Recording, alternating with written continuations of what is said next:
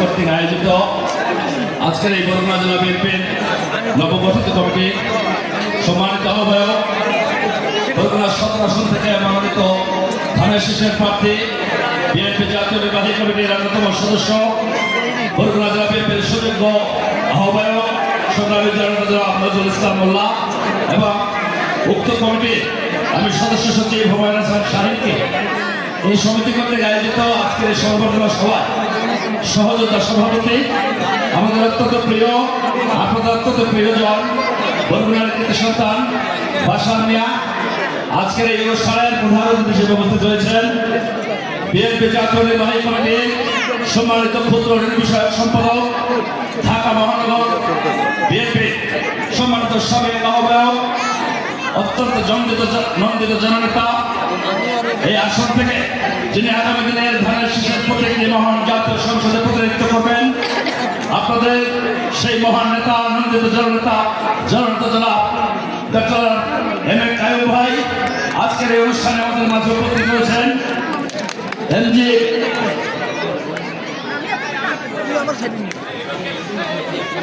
সহ স্থানীয় বিভিন্ন পর্যায়ের নেতৃবৃন্দ মহানগরের বিভিন্ন পর্যায়ের নেতৃবৃন্দ থানা বিএনপির নেতৃবৃন্দ বরগুনা জেলা বিএনপির বিভিন্ন পর্যায়ের নেতৃবৃন্দ বরগুনা সহ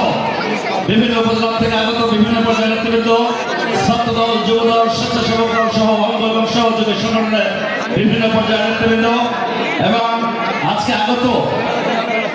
বৃহত্তর বরিশাল বিভাগে বিশেষ করে আমার প্রাণপ্রিয় জন্মভূমি বরগুনা একটুকু বরগুনা সকলে আপনারা ভালো আছেন তো সকলকে আমার ব্যক্তিগত তরফ থেকে বরগুনা জেলা বিএনপির তরফ থেকে আপনাদের সংগ্রামী অভিনন্দন এবং সবাইকে সালাম জানাই আসসালামু আলাইকুম। সম্মানিত নেতৃবৃন্দ আগত সুধীবৃন্দ সম্মানিত সমাবেশ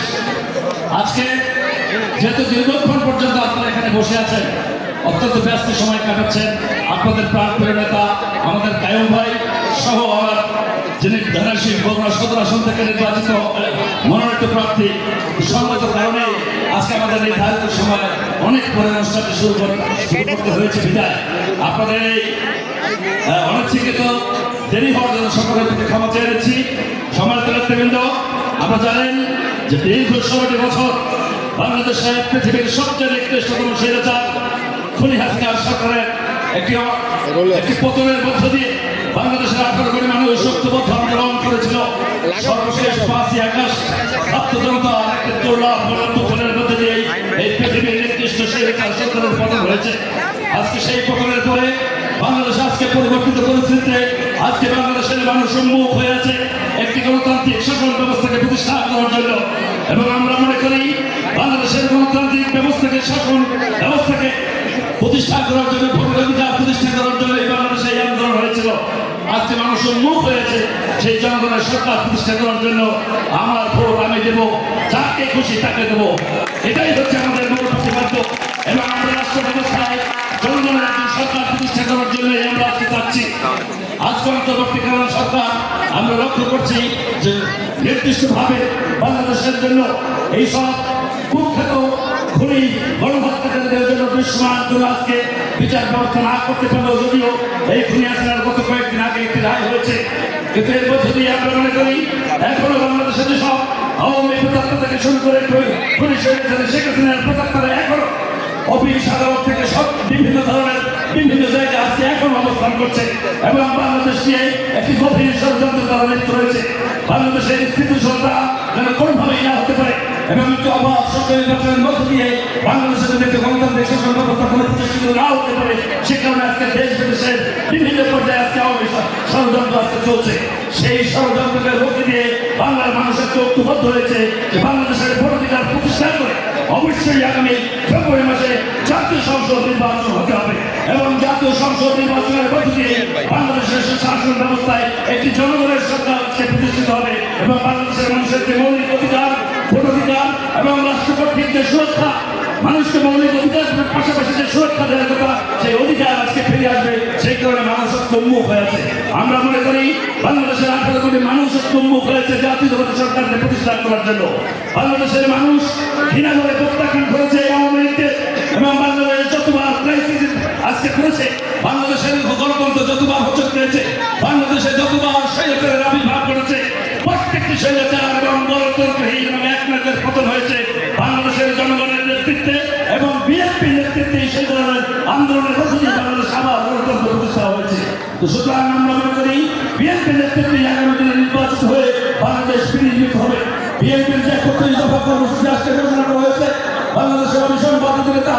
এই মুহূর্তে বাংলাদেশের সবচেয়ে জনপ্রিয় নেতা, যিনি আগামী কর্মধার শহীদ রাষ্ট্রপতি জিয়াউর রহমানের সুযোগ করতে জননেতা তারেক রহমান যে 31 দফা কর্মসূচি ঘোষণা করেছে, সেই 31 দফা কর্মসূচির মধ্যেই বাংলাদেশের মানুষের প্রকৃত মুক্তি এবং আগামী বাংলাদেশকে আমরা কেমন করে দেখতে চাই, আগামী বাংলাদেশ কেমনভাবে নির্মিত হবে,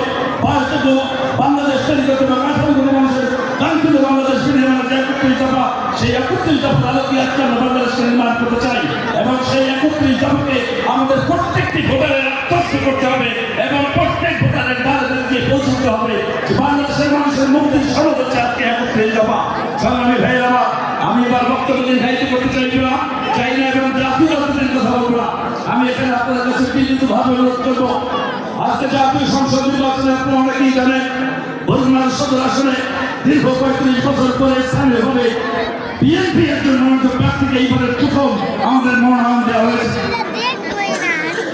আজকে যাকে মনোনয়ন দেওয়া হয়েছে বিএনপি রাজনীতিতে তৃণমূল থেকে ওঠা আসা সেই ব্যক্তি, যিনি ছাত্র দল যুব দল থেকে আজকে বিএনপির জাতীয় পর্যায়ে নেতৃত্ব দিচ্ছেন, যিনি 18 বছর বয়সে 21 বছর বয়সে দীর্ঘ সময় ধরে পরপর 3 টার্ম 18 বছর যিনি সাতমান ধরনের নির্বাচিত চেয়ারম্যান হিসেবে দায়িত্ব পালন করছেন। সুতরাং আমরা মনে করি জনগণের প্রকৃত জনগণের প্রতিনিধিত্ব করার যে সুযোগ সেটি তার সৃষ্টি হয়েছিল এবং এই 18 বছরে তিনি যে সফলতার সহিত দায়িত্ব পালন করেছেন আপনারা অনেকেই জানেন এবং সেই কারণে আমরা মনে করি দেশের অবিসংবাদিততা বাংলাদেশের সবচেয়ে জনপ্রিয় রাজনৈতিক দল বিএনপি মনোনীত আজকে চৌথা বিশ্লেষণ করে আজকে ওই অঞ্চলের সর্বাধিক ব্যক্তিকে আজকে মনোনীত করা হয়েছে। সুতরাং আমরা মনে করি সদর আসনের মানুষ আজকে প্রত্যাশা করছে, আমতলী উপজেলার মানুষ আজকে মুখিয়ে আছে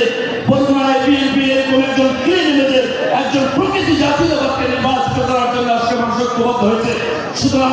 আপনাদেরকে এখানে গুরুত্বপূর্ণ ভূমিকা রাখতে হবে। আমরা বিশ্বাস করি এই অঞ্চলে ব্যাপক সংখ্যক ভোট রয়েছে আমাদের বরগুনা এবং তারা আপনারা প্রত্যেকেই নজরুল ইসলাম মোল্লাকে আপনারা জানেন।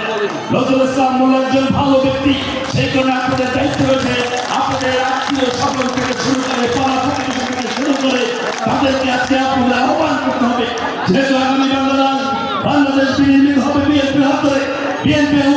মধ্য দিয়ে বাংলাদেশ বিনির্মিত হবে এবং অপরিচিত পশ্চাৎপদ বর্ণনা উন্নয়নে জাতীয়তাবাদী দলের একজন মনোনীত প্রার্থীর কোনো বিকল্প নেই। সুতরাং উন্নয়নের মূল সম্প্রদায় বর্ণনাকে যদি আমরা নিয়ে যেতে চাই তাহলে নজরুল ইসলাম মোল্লাকে অবশ্যই আপনাদেরকে নির্বাচিত করতে হবে এবং আপনারা দায়িত্ব নিয়ে সেই দায়িত্বটি পালন করবেন।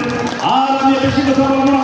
আজকে যিনি প্রধান অতিথি রয়েছেন তার সম্পর্কে বলতে গেলে এখানে 2-4 ঘন্টা বলেও শেষ করতে পারবো না। যেহেতু দীর্ঘ 40 বছর রাজনীতির সাথে সম্পৃক্ত, তার সাথে আমার ব্যক্তিগত সম্পর্ক না থাকলেও আমার অনেক পাশের মানুষ তারা রাজনীতি করে, আমি তার সম্পর্কে অনেক কিছু জানি। কিভাবে একজন কর্মী বান্ধব নেতায় পরিণত হতে পারে আজকে তার উৎকৃষ্ট প্রমাণ হচ্ছে আমাদের প্রিয় কয়ম বলা। আমরা দেখেছি এই রাষ্ট্রীয় সরকারের জীবনের প্রতিহিংসার শিকার হয়ে বাংলাদেশ থেকে যিনি থাকতে পারেনি, জীবনযাপন করেছে, তারপর এই দেশের হাজার হাজার নেতাকর্মী নেতাকর্মীকে কিভাবে উনি খেয়াল করছেন এবং তার পরিবার পরিবার পর্যন্ত উনি যথেষ্ট খেয়াল করছেন এরকম প্রমাণ আমার বর্ণনা রয়েছে। আমার একটু ছেলে রয়েছে আইসিডির সভাপতি নয়, বিভিন্ন সময় বলতে আসতে পারি আমি দীর্ঘ বেশ কয়েকটি বছর জীবনটা পরিবেশ আমি জীবনকে দিয়েছি, তার মুখে শুনেছি শত শত হাজার হাজার ছাত্রীরা আমাদের বর্ণনা রয়েছে। আমরা বিভিন্ন সময় শুনেছি যে ছাত্র দল যুব দল বিভিন্ন নেতাকর্মীর প্রতি তার যে উদারতা, তার যে মহানুভবতা এবং তার যে দার্শনিকতা সত্যিকার অর্থে একজন আপনারা ভাগ্যবান যে এই ধরনের একজন নেতৃবৃন্দকে আপনারা পেয়েছেন, আপনাদের প্রতিনিধিত্ব করার সুযোগ আপনারা দেবেন। কারণ এই ধরনের কায়ম ভাইয়া শত সহস্র বছর জন্মায় না, তারা দিতে এসেছেন, এটা আপনারা কিভাবে এখন নেবেন সেটি আপনাদের দায়িত্ব। আমি বরগুনার একজন মানুষ হিসেবে, সন্তান হিসেবে, আপনাদের একজন সহযোগিতা ভাই হিসেবে আমি আপনাদের কাছে বিনীত অনুরোধ করবো, একজন জননন্দিত জনবান্ধব এবং সত্যিকারের একজন দক্ষ ব্যক্তি আমি বক্তব্য দীর্ঘায়িত করতে চাই না। আমি যেটা বলছিলাম, এই ধরনের কর্মজীবী এবং শ্রমজীবী থেকে শুরু করে আজকে যারা বিভিন্নভাবে আজকে রাষ্ট্রীয় অধিকাংশের শিকার হয়ে যারা এলাকায় থাকতে পারেননি, আপনাদের সেই জনদরদী নেতা আজকে এম এ কাইয়ুম ভাইকে আপনারা বিপুল ভোটে নির্বাচনের মধ্য দিয়ে আপনারা তার প্রতিশোধ দেবেন নির্বাচনের মাঠে, নির্বাচনের ভোটে এবং গণতন্ত্রের প্রতিষ্ঠার মধ্য দিয়ে এই কাইয়ুম ভাই যে অপরাধ করেছে, উনি যে রাষ্ট্রীয় অধিকাংশের শিকার হয়েছে এবং রাষ্ট্রীয় প্রতিহিংসার শিকার হয়ে তার বাড়িঘর ছাড়া হয়েছে,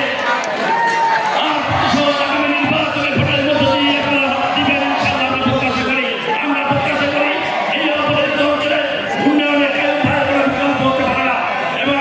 আপনারা অনেকেই জানেন যে জিয়া পরিবারের অত্যন্ত বিশ্বস্ত